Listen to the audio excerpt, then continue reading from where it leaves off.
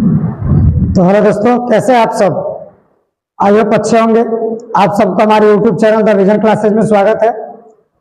और आज हम लोग निर्देशांक ज्यामिति का जो दूसरा चैप्टर है जी उसको पढ़ने वाले हैं, क्योंकि इसके पहले वाले वीडियो में हम लोग 7.1 के बारे में पढ़े थे। और जो निर्देशांक ज्यामिति है ना, वो जो 10वीं क्लास का बोर्ड एग्जाम होता है जी, उसके लिए बहुत ही महत्वपूर्ण है, क्योंकि इसमें से क्वेश्चंस आपको हमेशा देखने के लिए मिलता है और इजी रहता है। तो आज हम लोग 7.2 क्वेश्चंस करेंगे। 7.2 में जी हम लोग को पढ़ना है आज विभाजन सूत्र। क्या पढ़ना है? विभाजन सूत्र। तो चलिए सबसे पहले हम लोग एक्सरसाइज को स्टार्ट करने से पहले हम लोग विभाजन सूत्र के बारे में पढ़ते हैं कि विभाजन सूत्र आखिर क्या होता है और विभाजन सूत्र का प्रयोग हम कहाँ कहाँ करते हैं, पहले थोड़ा सा हम लोग जानते हैं। ठीक है, तो विभाजन सूत्र जो होता है ना जी, वो हमेशा से दो बिंदुओं के बीच की दूरी को ज्ञात करने के लिए किया जाता है। मान लीजिए अगर एक बिंदु ए है और एक बिंदु बी है, ठीक है। अब क्या करेंगे, मानते हैं कि बिंदु ए का निर्देशांक x1, y1 है और बी का निर्देशांक x2, y2 है, ठीक है। तो विभाजन सूत्र का इस्तेमाल, मान लीजिए इसके बीच कोई एक अन्य बिंदु सी है जिसका निर्देशांक x, y है। अब इस बिंदु को निकालने के लिए, बिंदु का निर्देशांक निकालने के लिए हम लोग विभाजन सूत्र का इस्तेमाल करते हैं, ठीक है। अब विभाजन सूत्र आखिर होता क्या, अब ये देखिए, अगर आपको दो बिंदु के बीच किसी अन्य बिंदु का निर्देशांक निकालना हो तो x के लिए सूत्र यूज किया जाता है, ठीक है। और हमेशा मान लीजिए अगर बिंदु अगर किसी रेखाखंड पर है जी, तो रेखाखंड को दो बराबर भागों में बांटता है, कभी बराबर भी बांटता है, कभी एक हिस्सा छोटा होगा और एक हिस्सा क्या होगा, बड़ा होगा। तो मानते हैं कि ये वाला हिस्सा आपका m1 है और ये वाला हिस्सा क्या है, m2 है। यानी पहला खंड का जो अनुपात है वो m1 है और दूसरे खंड का जो अनुपात है वो क्या है, m2 है। तो जब हम x का वैल्यू निकालेंगे तो इसके लिए सूत्र होता है m1 x2 plus m2 x1 बटा m1 प्लस m2, ठीक है। और जब y का वैल्यू निकालेंगे तो होगा m1 y2 plus m2 y1 बटा m1 प्लस m2। ये आपके पास सूत्र है, विभाजन सूत्र जिसको हम लोग बोलते हैं। इसी सूत्र को हम लोग बोलते हैं जी विभाजन सूत्र। और इस सूत्र के द्वारा हम किसी भी रेखाखंड के बीच कोई भी बिंदु ज्ञात कर सकते हैं, ठीक है। एक इसमें कंडीशन आता है जी, ये तो मान लीजिए होगा कि जब m1 और m2 अलग अलग, एक रेखाखंड बड़ा है और एक रेखाखंड छोटा है। कभी आपका कंडीशन ऐसे आ सकता हो कि m1 अगर मान लीजिए m2 के बराबर है, ठीक है, यानी जो हमारा पहला खंड है वो दूसरे खंड के बराबर होता है, तो हम उसके बीच के बिंदु जिसको हम लोग मध्य बिंदु बोलते हैं, अगर m1 बराबर m2 आ गया तो वो मध्य बिंदु का सूत्र कहलाता है। क्या कहलाता है? मध्य बिंदु का सूत्र कहलाएगा। और इस सूत्र को हम लोग बोलेंगे जी विभाजन सूत्र। क्या बोलेंगे? विभाजन सूत्र। तो मध्य बिंदु के लिए हम क्या करते हैं ना, x is equal to x1 plus x2 बटा 2 करते हैं और y के लिए y1 प्लस y2 बटा 2 करते हैं। यानी ये सूत्र तभी अप्लाई होगा जी जब दोनों खंड का मान क्या रहेगा, बराबर रहेगा। x1 y1 आपको पता है, पहला जो निर्देशांक होता है x1 y1 और दूसरा जो निर्देशांक होगा x2 y2 रहेगा, ठीक है। कभी कभी आपसे ये फॉर्मूला ही पूछ दिया जाता है, क्वेश्चन पूछ देगा कि विभाजन सूत्र है और ऑप्शन में दे देगा, बस करेगा क्या जी, इसको कोऑर्डिनेट बना के दे देगा आपको x, y के रूप में और इस वैल्यू को भी आपको ब्रैकेट में लिख देगा। फिर मध्य बिंदु का सूत्र आपसे पूछ देगा तो लिख देगा x, y और इज इक्वल टू में आपको ये लिख देगा x1 प्लस x2 बटा 2 और y1 प्लस y2 बटा 2। ये मध्य बिंदु का सूत्र होता है। तो हम लोग को इसी सूत्र का उपयोग करके 7.2 जो एक्सरसाइज है उसको बनाना है, क्योंकि इसके अलावा दूसरा कोई फॉर्मूला ही नहीं लगेगा। पूरे एक्सरसाइज में सिर्फ यही फॉर्मूला लगेगा। अगर आप इस फॉर्मूला को समझ जाते हैं और इस फॉर्मूला पे सवाल लगाना एक सीख गए तो आप पूरे एक्सरसाइज को अपने मन से ही बना सकते हैं। तो चलिए हम लोग पहला क्वेश्चन को देखते हैं जी कि पहला क्वेश्चन क्या कह रहा है। ठीक है, पहला क्वेश्चन को हम लोग देखते हैं। पहला क्वेश्चन कह रहा है जी कि उस बिंदु का निर्देशांक ज्ञात करें जिसके लिए बिंदु दिया है -1,7 और 4,-3। ठीक है, मान लीजिए एक बिंदु आपका हो गया और एक बिंदु ये हो गया। ठीक है, इस बिंदु को हम क्या मानते हैं ए और इस बिंदु को क्या मानते हैं बी। अब एक बिंदु का निर्देशांक दिया -1,7 और दूसरा जो बिंदु है जी वो है 4,-3। ठीक है, अब कह रहा है कि इस रेखाखंड पे कोई बिंदु है जी, मानते हैं कि यहां कोई एक बिंदु आ गया जो बिंदु है सी। ठीक, अब ये इस रेखाखंड को 2:3 में बांट रहा है, मतलब एक हिस्सा 2 है तो दूसरा हिस्सा क्या है जी 3, यानी एक m1 का वैल्यू होगा तो एक क्या होगा m2। तो कह रहा है कि इस C का निर्देशांक बताइए जो इस रेखाखंड को बांट रहा है।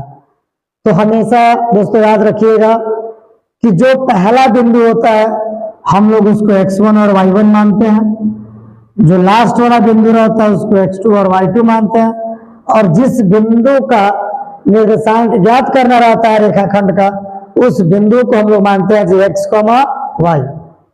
ठीक, और आपका जो अनुपात दिया है उसमें पहला अनुपात m1 होता है और दूसरा अनुपात m2 होता है। तो चलिए हम लोग x और y का वैल्यू निकालते हैं। तो x और y का वैल्यू निकालने के लिए सबसे पहले हम x का सूत्र अप्लाई करेंगे। x बराबर हो जाएगा जी m1 x2 plus m2 x1 बट्टा m1 प्लस m2। ठीक है, तो x इज इक्वल टू, अब आप ध्यान दीजिए कि m1 का वैल्यू कितना, देखिए m1 का वैल्यू कितना है जी 2 है, तो हम m1 के जगह पर 2 लिख देंगे। x2 का वैल्यू कितना है देखिए 4 है, तो 2 गुणे 4 लिख देंगे, प्लस m2 का वैल्यू कितना है 3 है, 3 लिख देंगे। x1 का वैल्यू कितना है जी -1 है, तो -1 लिख देंगे, बट्टा m1 प्लस m2, m1 का मान 2 है, m2 का मान 3 है, 3 लिख देंगे। अब क्या करेंगे, देखिए 2 चौके 8 प्लस और माइनस क्या होगा -3 एकम 3 और 2 और 3 जोड़ेंगे तो कितना होगा जी 5। x इज इक्वल टू 8 में से 3 जाएगा जी 5 बट्टा 5, यानी x इज इक्वल टू कितना आ गया 1। तो ऐसे ही हमको y का भी वैल्यू निकालना, जब x और y निकलेगा तब जाकर के वह बिंदु का निर्देशांक होगा। तो हम y के लिए सूत्र अप्लाई करेंगे, तो y बराबर m1 y2 plus m2 y1 बट्टा m1 प्लस m2। तो y इज इक्वल टू क्या आ जाएगा जी m1 का वैल्यू कितना है 2 है, y2 का वैल्यू कितना है -3 है, प्लस m2 का वैल्यू कितना है 3 और y1 का वैल्यू कितना है 7 बटा 2 प्लस 3, 2 3 6 7 3 के 21 बट्टा 5, घटाएंगे तो कितना आएगा 15 बट्टा 5, 5 हैं 15, यानी y का वैल्यू 3। तो हम कह सकते हैं कि जो c का नियामक है जी x, y वो कितना आ गया 1,3।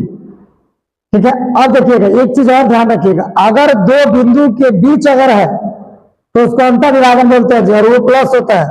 हाँ, अगर दोनों बिंदु के बाहर कोई अन्य बिंदु है तो हमेशा ध्यान रखेंगे वो बाह्य विभाजन होगा, तो जो हमारा फॉर्मूला में प्लस है जी वो माइनस हो जाता है। बट यहाँ पर आपको अंतर विभाजन नहीं पढ़ना है, बाह्य विभाजन नहीं पढ़ना। तो ऐसे आप इजी तरीके से किसी भी रेखाखंड के बिंदु को जो उस रेखाखंड को बांट रहा है आप निकाल सकते हैं। ठीक है, तो ये था आपका पहला क्वेश्चन। अब हम लोग चलते हैं दूसरे क्वेश्चन के तरफ। ठीक है, किसके तरफ चलते हैं दूसरे क्वेश्चन के तरफ। और दूसरा क्वेश्चन आपको कह रहा है जी कि बिंदु 4, -1, -2, -3 को जोड़ने वाले रेखाखंड को समत्रिभाजित करने वाले बिंदु के निर्देशांक ज्ञात करें। मतलब एक रेखाखंड है और उस रेखाखंड को 3 भागों में काटा गया। ठीक है, तो जो बिंदु उस रेखाखंड को काटा है हमें उस बिंदु का निर्देशांक निकालना है। क्या निकालना है? उस बिंदु का निर्देशांक। जैसे देखिए, मान लीजिए एक रेखाखंड हो गया, ये हो गया ए, ये हो गया बी। अब इसको सम त्रिभाजित पर 3 बराबर भागों में काटा गया। इसको मानते हैं सी और इसको मानते हैं बी। ठीक है, यानी तीनों हिस्सा बराबर है जी। क्या है? तीनों हिस्सा बराबर है। इसका निर्देशांक दिया आपको 4, -1 और इसका निर्देशांक है -2, -3। ठीक, आपको सी का वैल्यू निकालना है और डी का। तो अंततः जो भी बिंदु होता है हम उसको निर्देशांक को x और y से दर्शाते हैं, लेकिन आपको उससे पहले आपका अनुपात पता होना चाहिए कि जो बिंदु विभाजित कर रहे हो किस अनुपात में विभाजित कर रहा है, क्योंकि जब तक आपको अनुपात नहीं मिलेगा ना तब तक आप निर्देशांक नहीं निकाल सकते। तो अगर हम बात करते हैं जी सबसे पहले सी के लिए, अगर हम सी के लिए बात करते हैं तो हम देखें सी के लिए जब बात करेंगे तो ये तीनों रेखाखंड बराबर है जी, तीनों रेखाखंड बराबर। अगर इसको एक हिस्सा मानेंगे तो भी एक हिस्सा होगा, ये भी एक हिस्सा होगा। अब जब सी की बात कर रहे हैं तो सी के इधर देखिए सिर्फ एक खंड है और इधर कितना खंड है जी? 2। मतलब जो सी है रेखाखंड को 1:2 में बांटने का कार्य कर रहा है जी। तो m1 का वैल्यू 1 हो जाएगा और m2 का वैल्यू 2 हो जाएगा, क्योंकि एक साइड क्या है? एक खंड है और एक साइड 2 खंड है, यानी एक बगल 2 हिस्सा है, मतलब 2 है और एक साइड 1 है। बाकी आप देखिए, बताया था आपको पहले भी कि जो कॉर्नर का हम लोगों का निर्देशांक होता है जी, जो पहला होता है उसको x1 और y1 मानते हैं और जो दूसरा होता है ना उसको x2 क्या मानते हैं जी? y2 मानते हैं। क्या मानते हैं? x2 y2। तो जब आप c का निर्देशांक निकालेंगे तो c में भी आपका एक x होगा और एक क्या होगा? y। तो सबसे पहला x निकालते हैं। x के लिए सूत्र हमारा वही रहेगा, m1x2 प्लस m2x1 बटा m1 प्लस m2। अब देखिए m1 का वैल्यू कितना है? 1। x2 का वैल्यू देख लीजिए कितना है? -2 प्लस m2 का वैल्यू कितना है? 2। x1 का वैल्यू कितना है? 4 बटा 1 प्लस 2। क्या हो जाएगा? 1 में -2 से गुणा करेंगे तो -2 प्लस 2 में 4 से गुणा करेंगे 8। 2 और 1 कितना आएगा? 3। 8 और 2, ठीक है। बट ये ध्यान देंगे कि एक माइनस में और एक प्लस में, तो जब भी एक माइनस और प्लस हो रहा था तो हमेशा घटता है। तो 8 में से 2 जाएगा तो कितना होगा? 6 बटा 3, 3 दूना 6, कितना आ गया? 2। उसी तरीके से हम y को निकालेंगे। जो y का फॉर्मूला हम लगाएंगे अब, तो y इज इक्वल टू क्या होगा? m1 y2 plus m2 y1 बटा m1 प्लस m2। m1 का वैल्यू कितना है? 1, ठीक है। y2 का वैल्यू कितना है? -3 प्लस m2 कितना है? 2। y1 कितना है? -1 बटा 1 plus 2। y is equal to, गुणा करेंगे तो 1 में -3 से तो -3 होगा और यहाँ -2 हो जाएगा बटा 1 और 2 3 हो जाएगा, यानी y बराबर क्या आ गया जी? -5 बटा 3। यानी हम कह सकते हैं जी कि c का जो वैल्यू है वो आपका आ गया कितना? x का वैल्यू देखिए 2 आया है और y का वैल्यू -5 बटा 3, तो 2, -5 बटा 3 होगा। ऐसे दोस्तों आप d का भी निकाल सकते हो। फर्क क्या होगा? जब देखिए जब d लेंगे ना तो पहले 2 खंड हो गया, बाद में 1 खंड, यानी जब d के लिए हम बात करेंगे आपका m1 अब 2 हो जाएगा, क्योंकि d के इस साइड 2 खंड हो गया और उस साइड 1 खंड, तो m2 का वैल्यू 1 हो जाएगा। सेम फॉर्मूला आपको इस्तेमाल करना है, x1 y1 x2 y2 का भी वैल्यू सेम है, फॉर्मूला में आप रख देंगे, आपका इसका आंसर आ जाएगा। तो आप इसका आंसर निकाल करके कमेंट में आंसर देंगे ताकि आपका आंसर कितना आया हुआ है, ठीक है। तो हम लोग आगे बढ़ते हैं जी। अगला क्वेश्चन हम लोग का कह रहा है, हाँ, अगर आपको लगता है कि ये वीडियो आपके लिए काफी ज्यादा हेल्पफुल है, आपकी तैयारी को बेहतर बना सकता है, तो आप हमारे चैनल के साथ जुड़े रहे।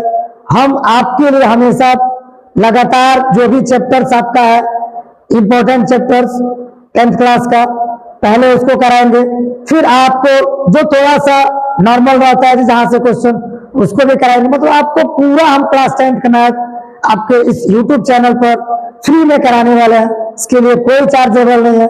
आप हमारे साथ जुड़े रहे और अपने तैयारी को बेहतर करें, क्योंकि आपकी तैयारी हमारी लक्ष्य है। आप बेहतर से बेहतर रिजल्ट लाए, यही मेरी लक्ष्य है। ठीक है, तो चलिए हम लोग देखते हैं तीसरा क्वेश्चन। तीसरा क्वेश्चन कह रहा है कि आपके स्कूल में खेल कूद क्रियाकलाप आयोजित करने के लिए एक आयताकार मैदान ABCD में चुनने से परस्पर 1 मीटर की दूरी पर पंक्तियां बनाई गई और AD के अनुदिश परस्पर 1 मीटर की दूरी पर 100 गमले रखे गए। ठीक है, ये 100 गमले रखे गए 1-1 मीटर की दूरी। ठीक है, जैसा कि आपको आकृति में दिखाई दे रहा है। तो कह रहा है ना, निहारिका जो है एक लड़की है जो दूसरी पंक्ति में AD के 1/4 भाग पे, ठीक है, और एक झंडा को क्या करती है, गाड़ती है। ठीक है, और दूसरी एक लड़की है जी जो AD के 1/5 भाग पर 8वीं पंक्ति में झंडा गाड़ती है। तो हमसे ये पूछा गया है ना कि इन दोनों झंडों के बीच की दूरी कितनी है। ठीक है जी, दोनों झंडे के बीच की दूरी कितनी है। साथ ही एक लाइन और इसमें कहा गया है कि एक और लड़की थी जो इन दोनों के बीचों बीच एक झंडा गाड़ने का प्रयास कर रही है जी, और उस लड़की का नाम है जी रसीम। तो आपको ये भी साथ ही बताना है कि इन दोनों झंडों के बीचों बीच एक झंडा गाड़ रही है, तो वो किस पंक्ति में गाड़ रही है और किस गमले के सामने गाड़ रही है। तो सबसे पहले हम ये पता कर ले कि पहले दोनों झंडे के बीच की दूरी है कितनी। ठीक है, अब उसके लिए आपको पता करना होगा कि जो निहारिका अपना झंडा गाड़ी है जी उसका निर्देशांक क्या है। फिर आपको ये देखना होगा जो प्रीत अपना झंडा गाड़ी है जी उसका निर्देशांक क्या है। तो सबसे पहले हम देखेंगे जी निहारिका का। ठीक है, किसका देखेंगे, निहारिका का। एक चीज तो आपको पता चल गया जी कि दूसरे पंक्ति में मतलब x का वैल्यू कितना हो जाएगा, 2 हो जाएगा, और y का वैल्यू कह रहा है ना कि जो 100 गमले रखे गए हैं जी उसकी 1/4 भाग के बराबर है, मतलब 100 का 1/4, तो कितना हो जाएगा, 25, यानी 2,25। मतलब जो निहारिका थी जी वो अपना झंडा 25वें गमला के सामने दूसरी पंक्ति में गाड़ी हुई है। उसी तरीके से, ठीक है, ये निहारिका थी और ये प्रीत है। अब हम निकालेंगे जी प्रीत का। इसका निकालेंगे प्रीत का। तो प्रीत जो है ना वो 8वें पंक्ति में है जी। ठीक है, 8वें पंक्ति में झंडे को गाड़ रही है, मतलब x का वैल्यू तो 8 हो गया। अच्छा, अब कितना ऊपर झंडा गाड़ रही है, तो ये जो गमला 100 रखा गया ना जी इसके 1/5 भाग के बराबर, मतलब 100 का 1/5 यानी 20, 8,20 यानी 20वें गमला के सामने। आपसे ये क्वेश्चन में डायरेक्ट भी दे सकता था, बट आपको थोड़ा सा घुमाने के लिए दिया गया। वो कह भी सकता था कि दूसरे पंक्ति में 20वें गमला के सामने झंडा, बट आपको ये दे दिया गया था कि 100 गमला है उसके 1/5 भाग। बात वही है। अब हमको क्या करना है जी, इन दोनों के बीच झंडे की दूरी निकालना है। ठीक है, तो एक जो है आया है आपका 2,25 और एक आया है जी 8,20। तो दोनों झंडे के बीच की दूरी पहले हम निकालते हैं। ठीक है, देखेंगे दोनों झंडों के बीच की दूरी।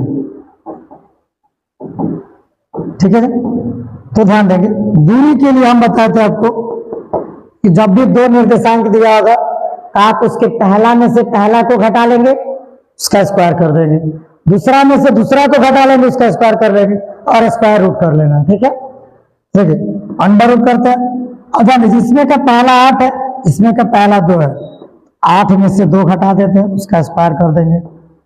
इसमें का देखिए दूसरा कितना है 20, इसमें का दूसरा कितना है 25, तो 20 - 25 कर देंगे जी और उसका स्क्वायर कर देंगे।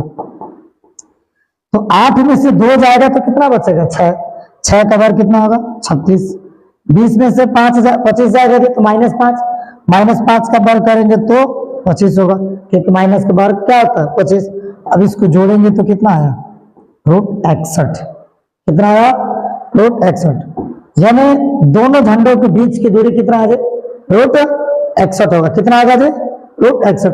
अब बात आई है इसके बाद कि जो रसीम नाम की लड़की है जी, इन दोनों झंडों के बीचों बीच झंडा गाड़ रही है, मतलब जितना दूरी वहां से निहारिका की होगी उतना ही दूरी प्रीत की होगी। तभी आपको हम शुरू में बताए कि जब किसी रेखा खंड के बीचों बीच बिंदु अगर निकालना होगा तो आपको मध्य बिंदु का सूत्र इस्तेमाल करना होगा जी। किसका?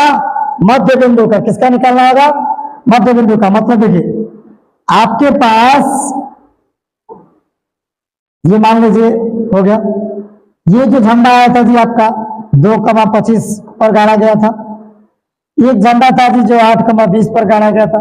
अब इसके बीचों बीच एक लड़की झंडा गाड़ रही है तो उसका निर्देशांक पूछ रहा। तो इसके लिए आप क्या करेंगे? देखिए ये आपका x1 होता, y1 होता, x2 होता, y2 होता। अब ये रसीम नाम की एक लड़की झंडा गाड़ रही है, हम r मान लेता है। ये निहारिका का था जी, n मान लेते हैं। ये प्रीत का था, p मान लेते हैं। हमको r का नियामक निकालना। हम क्या करेंगे? x = x1 + x2 बटा 2। क्यों? क्योंकि ये मध्य बिंदु है जी। क्या है? मध्य बिंदु। मतलब दोनों तरफ की दूरी बराबर है। जब दोनों तरफ की दूरी बराबर हो तो हम x के लिए ये सूत्र इस्तेमाल करेंगे और y के लिए y1 + y2 बटा 2। तो देखिए x1 का वैल्यू कितना है? 2। x2 कितना है? 8। तो 2 + 8 बटा 2 जोड़ेंगे तो 10। 10 बटा 2 यानी कितना आ गया जी? x का वैल्यू आपका 5 आ गया जी। उसी तरह y का निकालेंगे तो यहाँ 25 है जी और यहाँ 20। 25 + 20 बटा 2 यानी y = 45 बटा 2 यानी 22.5 होगा जी।